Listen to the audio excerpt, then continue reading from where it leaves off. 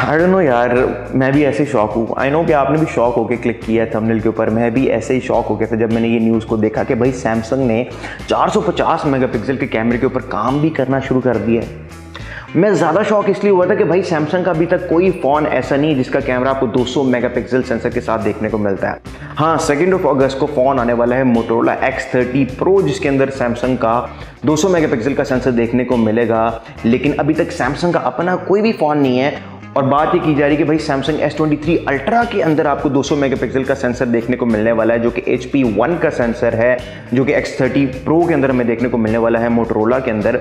और अभी से सैमसंग ने 450 मेगापिक्सल के ऊपर काम भी करना शुरू कर दिया है। और आपको यहाँ पे बताता चलूँ कि आप कंफ्यूज थोड़े हो रहे होंगे कि यार हमें पता कहाँ से लगा है। तो भाई सैमसंग ने अभी रिसेंटली एक ट्रेडमार्क को फाइल किया है साउथ कोरिया के अंदर, जो कि इसकी होम कंट्री है, वहाँ पे हेक्सा 2 पिक्सल के नाम से। अब यहाँ पे मैं थोड़ा सा एक्सप्लेन करना चाहूँगा। आई नो आपको बिल्कुल समझ नहीं आई होगी कि हेक्सा 2 पिक्सल से आप कैसे बता सकते हो कि भाई सैमसंग ने 450 के ऊपर काम करना भी शुरू कर दिया। तो भाई इस वीडियो के अंदर इसी के बारे में तो बात होने वाली है। तो जल्दी से अपनी सीट बेल्ट को बांध के बैठना, क्योंकि बहुत ही मज़ेदार किस्म की वीडियो है और प्रॉपर तरीके से मैं एक्सप्लेन करने वाला हूँ कि कैसे भाई 450 मेगापिक्सल का हमें पता लगे। तो जल्दी से कर लें आप सब्सक्राइब ताकि मैं कर सकूँ वीडियो को स्टार्ट। तो जल्दी से करते हैं वीडियो को स्टार्ट। Let's start.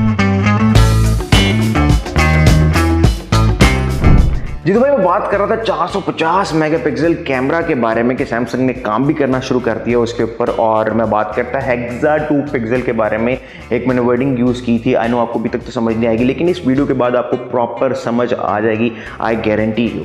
तो होता क्या कि भाई सैमसंग ने एक फाइल किया है ट्रेडमार्क हेक्सा 2 पिक्सल के नाम से, जिससे हमें लगा कि भाई सैमसंग ने 450 मेगापिक्सल के ऊपर काम करना शुरू कर दिया। मैं थोड़ा सा पीछे से आपको लेके चलता हूं। अभी आप देखेंगे सैमसंग S22 अल्ट्रा के अंदर आपको 108 मेगापिक्सल का कैमरा देखने को मिलता है। तो अभी तक की जो सबसे लेटेस्ट टेक्नोलॉजी हमें देखने को मिलती है वो नोना पिक्सल सैमसंग की, और वो है S22 अल्ट्रा के अंदर यूज की गई है वो। और सेंसर जो यूज किया गया वो है HM3 आइसोसेल का सेंसर 108 मेगापिक्सल का।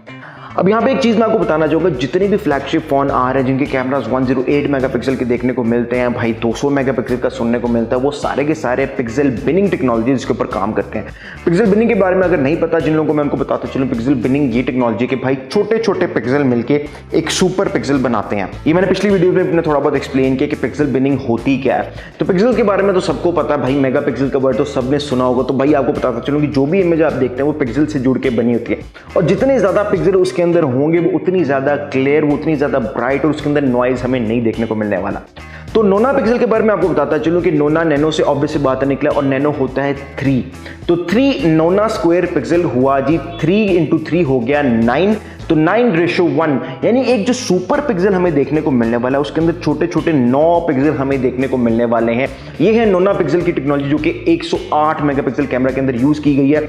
यहाँ पे एक और बहुत इंपॉर्टेंट बात आपको बताता चलूँ, जो कि आगे हमें इस चीज को समझने के अंदर काम आने वाली है, कि जो 108 मेगापिक्सल का कैमरा होता है, वो जो पिक्चर क्लिक होती है ना, तो वो इंप्रूव होकर 12 मेगापिक्सल की हमें देखने को मिलती है, 12.5 या 12.5 मेगापिक्सल की हमें देखने को मिलती है। वो फोटो वो इंप्रूव होकर देखने को मिलती है। वो कैसे हमें पता लगता है? जिस तरह कि 108 मेगापिक्सल आपको मैंने बताया, और उसकी टेक्नोलॉजी के बारे में बताया कि 9:1 के ऊपर वो काम करता है।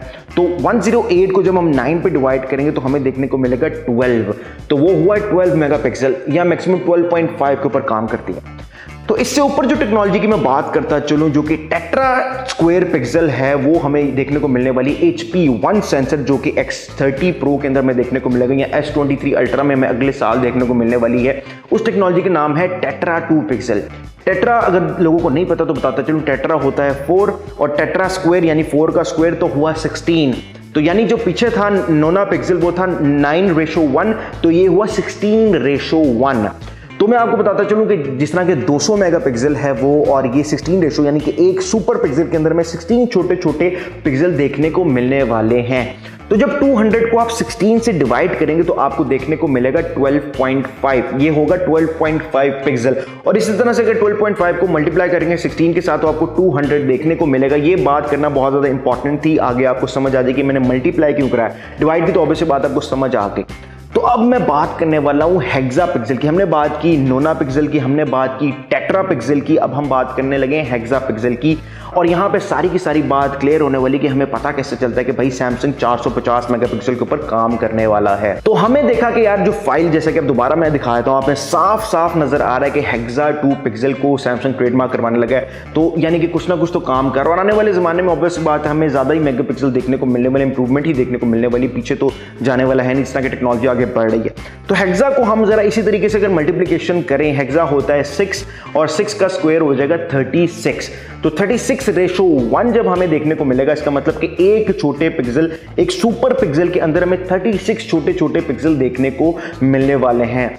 और जैसा कि मैंने बताया कि जो भी कैमरा होता है, अगर 108 का भी है, 200 का भी है, जब वो पिक्चर क्लिक होने के बाद वो बन जाता है 12 या 12.5 की पिक्चर हमें देता है, इंप्रूव पिक्चर देता है। इसी तरह अगर मैं 36 को मल्टीप्लाई कर दूं 12 या 12.5 के साथ, तो सीधा सीधा होता है 430 या 450 मेगापिक्सल। यानी कि 450 मेगापिक्सल के सेंसर के ऊपर सैमसंग काम करने लगा है या कर चुका हुआ है, ये तो हमें नहीं पता भाई। लेकिन 200 मेगापिक्सल तो हमें बस अगले हफ्ते देखने को मिलने वाला है, 4-5-6 दिन के अंदर। तो ऑब्वियस सी बात है, लेकिन यार हैरानी की बात है कि भी सैमसंग अपने किसी फोन के अंदर 200 पिक्सल नहीं लगा, तो यहाँ पे वो 450 के ऊपर काम करने भी लग गया है। तो कुछ समझ नहीं आ रही कि यार सैमसंग कितना ऊपर जा रहा है। साथ साथ एक ऑलरेडी अभी भी न्यूज़ आई थी कि सैमसंग ने 3nm टेक्नोलॉजी के ऊपर काम भी करना शुरू कर दिया, उसको सेल भी करना स्टार्ट कर दिया। तो भाई यहाँ पे सीधा सीधा साफ नज़र आता है कि सैमसंग तो बहुत ऊपर जा रहा है, क्योंकि अभी रिसेंटली जो 14 प्रो मैक्स आना है आईफोन का, वो हमें 48 मेगापिक्सल मैक्सिमम देने वाला है। तो भाई सैमसंग क्या करने वाला है, क्या नहीं करने वाला आगे आने वाले टाइम में, लेकिन ये आपको बता दो कि बहुत ही कमाल जा रहा है। और क्योंकि फोल्डेबल डिवाइसेस भी उसके आ रहे हैं और वो भी मार्केट के अंदर छाए हुए हैं, तो मुझे तो यही लगता है कि भाई सैमसंग आने वाले टाइम में आईफोन को अच्छा खासा बीट कर सकता है। टाइम ज़रूर लगता है, लेकिन भाई जिस तरह की टेक्नोलॉजी ऊपर जा रही है और जिस तरह की टेक्नोलॉजी लेके आ रहा है, तो कोई बड़ी बात नहीं है इस चीज़ को कि वो बीट कर सकता है। तो ये थी भाई छोटी सी स्टोरी हमारी 450 मेगापिक्सल की। मुझे उम्मीद है आपको समझ लाजमी आ गई होगी, तो दोबारा देखें तो समझ आपको आ जाएगी। और मुझे पता है कि वीडियो भी आपको बहुत ज़्यादा पसंद आई है। पसंद है तो भाई लाइक, सब्सक्राइब और शेयर तो बनता ही है। और जैसे ही यार कोई स्टोरी आती है, आगे पता लगता है कि भाई अगली क्या न्यूज़ है 450 से रिलेटेड, तो आप तक लाजमी वो पहुँचाएंगे हम। लेकिन आप तक पहुँचेगी कैसे? अगर आपने सब्सक्राइब किया होगा, बेल आइकन को दबाया होगा, तो आप तक लाजमी वो पहुंच जाएगी। तो जल्दी से ज़रा उसको दबा दें ताकि सारी की सारी जो अपडेट्स है वो आप तक पहुंचती रहें। अब हम चलते हैं, मिलेंगे ऐसे ही किसी मज़ेदार टॉपिक के साथ अगली वीडियो में। तब तक के लिए अल्लाह हाफ़िज़।